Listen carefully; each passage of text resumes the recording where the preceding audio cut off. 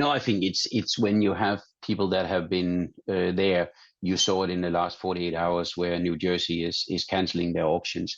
You don't let people sit and work with nothing. So then I would much rather have that good people, good competences, actually always find good homes and work across projects that are coming to life. We see a steady stream of auctions. We see a steady stream of projects in and around Europe, right from north to south in Europe.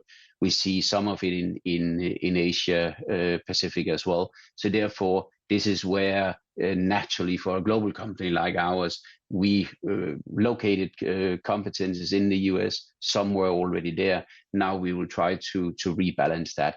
That's not a big thing because in reality, and I say that again and again, in reality, this already started happening 18, 24 months ago because the 6 states on the East Coast didn't get that ramp and the trajectory up in terms of projects.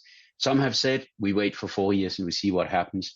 We are a bit more fast off the block. We have one project in execution in offshore, so therefore I don't want to spend that much time on it because in reality, I think it was a foregone conclusion. It's much more about the volume needed to generate the electricity, which mainly will come from onshore and not from the offshore business. Henrik, in the US at least. That's right. Let me tackle the inputs with you because tariffs are threatening to create some market distortions in raw materials and impact supply chains. What do you expect to see when it comes to some of the inputs on the raw material side? Will they get cheaper, more expensive? And are you looking to regear your supply chain more into markets where you're just not impacted by tariffs everywhere you turn? I've had the question already. So what scenarios are building? And I said, we can't build a scenario that probably hits the actuals. So I think I would much rather say we are calm.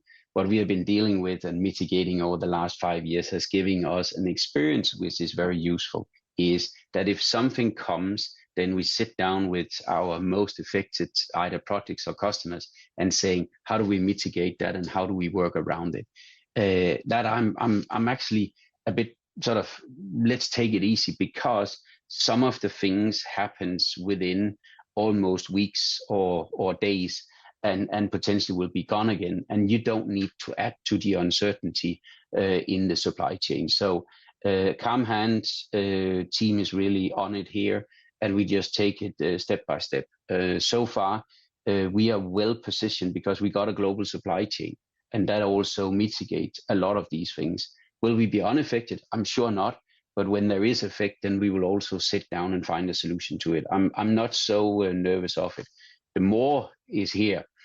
Trade has never benefited from getting hit by tariff, and that's a fact. Any time in the last 100 years where some has experimented with it, it has always hurt the world economy. And that, of course, is probably a higher concern for me than it is necessarily to mitigate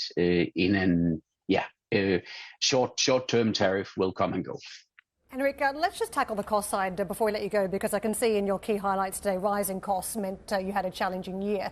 Do you see some of those costs fading, particularly as we talk about slightly lighter regulation coming in Europe? Yeah, we have had a very good end of the year. So there was things that was really well working in Q4. We have had a year where we executed on power solution, best quarter we've had probably since 2017. So that is really positive. The things we also highlighted was when the indexes of basically salaries and wages disconnect to underlying inflation. That gave us a challenge in the service business mid-year last year. That we can see has to some extent disappeared or reconverged at a positive lower level. So we see now Central European 2.5% average wage increases for the coming couple of years.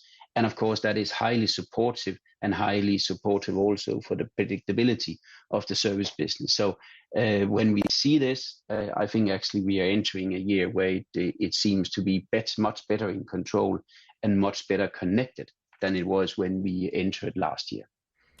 Henrik, thanks very much indeed for the time. I do appreciate it. Karen, I look forward to speaking to you.